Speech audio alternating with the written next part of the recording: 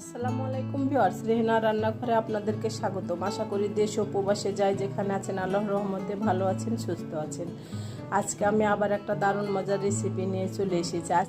আজকে আমি আলু দিয়ে মাছের ডিম রান্না করে দেখাবো। এখানে আমি মাছের ডিমগুলোকে পরিষ্কার করে ধুয়ে নিয়েছি। মাছের ডিমগুলো পরিষ্কার করে ধুয়ে আমি একটা ছাকনাতে ছেঁকে পানিটা আমি ঝরিয়ে নিয়েছি। এখানে 300 গ্রাম মাছের ডিম আছে। তাহলে চলুন কথা না বাড়িয়ে কিচেনে যাওয়া যাক। চুলায় আমি হাঁড়ি বসিয়ে দিয়েছি, গ্যাসটা আমি অন করে দিয়েছি। এবার আমি দিয়ে দেবো তেল। এখানে আমি দিয়ে দেবো রেগুলার তেল, সয়াবিন তেল। আমি 1 কাপ তেল দিয়ে দিলাম। তেলটা আমার গরম হয়ে গেছে। এবার আমি দিয়ে দেবো পেঁয়াজ কুচি। এখানে আমি 1 কাপ পেঁয়াজ কুচি দিয়ে দিলাম। মাছের ডিমে পেঁয়াজ কুচিটা একটু বেশি দিলে মাছের ডিমটা খেতে ভালো লাগে। তারপর আপনারা আপনাদের ইচ্ছা মতন পেঁয়াজটা বাড়িয়ে কমে নিতে পারবেন। আমি এবার পেঁয়াজটাকে ব্রাউন কালার করে ভেজে নিয়ে আমি ফিরে আসছি। পেঁয়াজটা আমার হালকা সোনালি হয়ে গেছে। এবার আমি দিয়ে দেব মশলা। আমি দিয়ে দেব স্বাদ অনুযায়ী লবণ।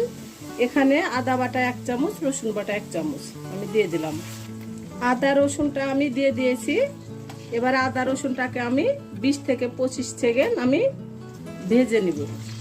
আদা রসুনের একটা যে কাঁচা গন্ধ আছে, 20 থেকে 25 সেকেন্ড ভেজে নিলে আদা রসুনের কাঁচা গন্ধটা চলে যাবে। এবার আমি দিয়ে দেবো গুঁড়া মশলা। এখানে আছে হলুদের গুঁড়া 1/2 চামচ, মরিচের গুঁড়া 1/2 চামচ, ধনিয়ার গুঁড়া 1/2 চামচ, জিরার গুঁড়া 1/2 চামচ আমি দিয়ে দিলাম গুঁড়া মশলা। এবার আমি অল্প করে পানি দিয়ে দেবো, গুঁড়া মশলাগুলো যেন পুড়ে না যায়। এবার আমি গুঁড়া মশলাটাকে 3 থেকে 4 মিনিট ভালো করে কষিয়ে নেব। গুঁড়া মশলাটা দেওয়ার পরে অবশ্যই 3 থেকে 4 মিনিট ভালো করে কষিয়ে নিতে হবে। আপনি যতই তেল দেন, মশলা দেন, আপনি মশলা কষাবেন না, আপনার তরকারির স্বাদ আসবে না। আপনি অল্প তেল মশলা ব্যবহার করেন, কিন্তু আপনি মশলাটাকে 3 থেকে 4 মিনিট ভালো করে কষিয়ে নেবেন। আপনার যে কোনো তরকারির অসম্ভব স্বাদ আসবে। আমি মশলাটাকে 3 থেকে 4 মিনিট কষিয়ে নিয়ে আমি ফিরে আসছি। মশলাটা আমার 3 থেকে 4 মিনিট ভালো করে কষানো হয়ে গেছে। দেখুন তেলটা ছেড়ে দিয়েছে, উপরে ভেসে চলে এসেছে। আমি এবার দিয়ে দেব মাছের ডিম। আমার এখানে 300 গ্রাম মাছের ডিম আছে, আমি দিয়ে দিলাম।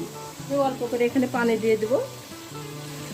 মাছের ডিমটাকে ভালো করে আমি 5 মিনিট আমি সিদ্ধ করে নিয়ে আমি ফিরে আসছি। 5 মিনিট পরে আমি ঢাকনাটা উঠিয়ে নিলাম। মাছের ডিমগুলো আমার খুব সুন্দরভাবে সিদ্ধ হয়ে গেছে। আমি মাছের ডিমগুলোকে পিস পিস করে নিয়েছি, এর মধ্যে উল্টিয়ে দিয়েছিলাম, দিয়ে আমি পিস পিস করে নিয়েছি। এবার আমি মাছের ডিমগুলোকে উঠিয়ে নেব। আমি একটা একটা করে মাছের ডিমগুলোকে উঠিয়ে নেব। মাছের ডিমগুলো আমি উঠিয়ে নিয়েছি। এবার আমি মাছের ডিমগুলোকে এক সাইডে রেখে দেব। আমি এবার দিয়ে দেব আলু। আলুগুলোকে আমি এভাবে আমি একটা আলুকে আমি 8 পিস করে নিয়েছি। আমি দিয়ে দিলাম আলু। এখানে 300 গ্রাম আলু আছে। আমি 300 গ্রাম মাছের ডিমের সঙ্গে আমি 300 গ্রাম আলু ব্যবহার করেছি। আমি এবার অল্প করে পানি দিয়ে দেব। এবার আমি ভালো করে নেড়ে চেড়ে আমি আলুগুলাকে আমি ঢাকনা দিয়ে ঢেকে আমি 5 মিনিট আমি কষিয়ে নেব। 5 মিনিট পরে আমি ঢাকনাটা উঠিয়ে নিলাম। দেখুন আলুগুলা আমার খুব সুন্দরভাবে আমি 5 মিনিট আমি কষিয়ে নিয়েছি। এবার আমি দিয়ে দেব ঝোলের জন্য পানি। আমি একটু বেশি করে পানি দিলাম। আপনারা যদি ঝোলটা একটু কমিয়ে রাখতে চান তাহলে আপনারা অল্প করে পানি ব্যবহার করবেন। আমার রেসিপিগুলা যদি ভালো লাগে তাহলে আমার ভিডিওগুলো দেখার অনুরোধ রইল। যদি ফেসবুক থেকে দেখেন তাহলে অবশ্যই একটা ফলো দিয়ে দিবেন। ইউটিউব থেকে দেখলে একটা সাবস্ক্রাইব করার অনুরোধ রইল। হাতে যদি সময় থাকে তাহলে লাইক শেয়ার কমেন্ট করে দিবেন। আপনাদের একটা শেয়ারে আমি অনেক দূরে এগিয়ে যেতে পারবো। আপনারা অবশ্যই আমাকে সাপোর্ট করুন, আমার পাশে থাকুন। এই চ্যানেলটিতে সব থেকে বেশি প্রয়োজন আপনাদের সাপোর্টের। আপনারা যদি আমাকে সাপোর্ট না করেন, আমার পাশে না থাকেন, তাহলে আমি কোনোদিন এই চ্যানেলটি নিয়ে সামনে এগিয়ে যেতে পারবো না। আমি আবার দিয়ে দেব ডিম। আমি যে ডিমটা কষিয়ে রেখেছিলাম আমি ডিমগুলো আমি দিয়ে দিলাম। আমি দিয়ে দেব 4-5টি কাঁচা মরিচ। এটাতে ঝাল হবে না, এটা একটা ফ্লেভার সুন্দর করবে। আমি এবার ভালো করে নেড়ে চেড়ে ঢাকনা দিয়ে ঢেকে আমি রান্না করে একেবারে আমি ফিরে আসব। ঢাকনা দিয়ে আমি ঢেকে দিলাম। আমি এবার ঢাকনাটা উঠিয়ে নেব। হয়ে গেছে আমার মাছের ডিম দিয়ে আলুর ঝোল।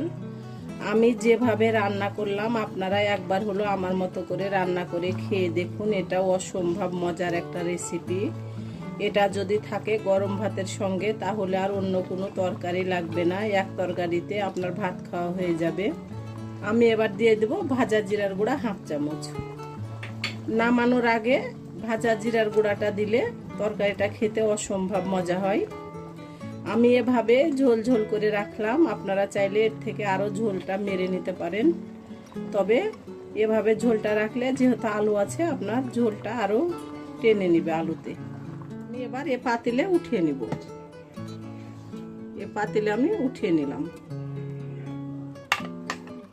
আমার পরিবেশন করা, আশা করি আমার রেসিপিটা অবশ্যই ভালো লাগবে। যদি ভালো লাগে তাহলে আমার চ্যানেলটিতে লাইক কমেন্ট শেয়ার করতে ভুলবেন না। বেশি বেশি করে সাবস্ক্রাইব করার অনুরোধ রইল। তাহলে আজকের মতো এখানে বিদায়, আবার অন্য কোনো রেসিপি নিয়ে আসবো। সবাই ভালো থাকবেন। আল্লাহ হাফেজ।